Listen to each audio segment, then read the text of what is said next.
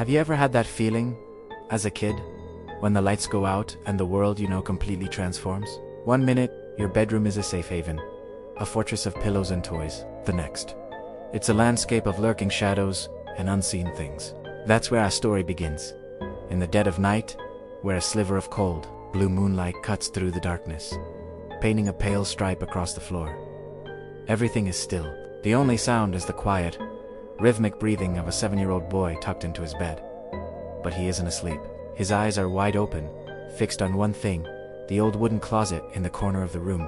Its door is just slightly ajar, a dark vertical line against the moonlit wall. And from that sliver of darkness, something feels wrong. The shadows on the wall aren't just shadows anymore. They seem to writhe and crawl, twisting like living ink, pulling his attention back to that closet door. He pulls his blanket up to his chin, his heart thumping like a drum against his ribs. He tells himself it's just his imagination, just the wind rattling the house, just the branches of the old oak tree scraping against the window. But the feeling won't go away. Then, a sound, a slow, agonizing creak. The closet door begins to move, not quickly, but with a deliberate slowness that makes the boy's blood run cold. It swings inward, revealing nothing but a deeper, more profound darkness inside. He squints, his eyes straining to pierce the blackness. For a moment, there's nothing, just the musty smell of old clothes and forgotten toys.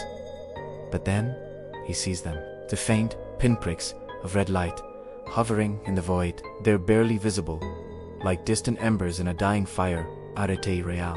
He blinks, hoping they'll disappear. They don't. They just float there. Watching, the air grows heavy, thick with dust particles that dance like tiny spirits in the sliver of moonlight. The silence in the room is deafening, amplifying the frantic beat of his own heart. It's a silence that screams. Slowly, a figure begins to take shape from the oppressive darkness of the closet. It's tall, impossibly tall, its head nearly scraping the top of the doorframe. Its form is indistinct, a smoky silhouette that seems to absorb the light around it. Long, unnatural arms hang at its sides, reaching almost to the floor. And then, its face turns toward him. The red pinpricks are eyes, cracked and glowing with a malevolent light. They aren't just looking at him. They feel like they're looking through him, into the deepest, most primal parts of his fear. The boy is frozen in his bed, a statue carved from terror, sweat beads on his forehead, catching the soft, warm glow of his little bedside lamp, a tiny island of safety in an ocean of encroaching dread. He can't scream, he can't move. All he can do is stare back at the impossible thing standing in his closet. The shadow man leans forward. The motion is fluid, unnatural, like a predator emerging from its lair. The closet door swings fully open with a final, quiet click, as if in invitation. The creature's eyes glow with an unbearable intensity now, two burning coals that scorch the darkness and sear their image into the boy's mind. The tension in the room is a physical force, a crushing weight that makes it hard to breathe.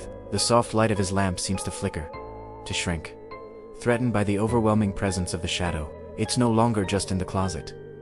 It's here, in his room. The boundary between his world and the world of nightmares has been erased. The monster from under the bed, the creature from the dark, is real, and it's here for him. What do you do when the thing you fear most steps out of the shadows and into your reality? There's nowhere left to run. Thanks for watching, and remember to subscribe for more journeys into the dark.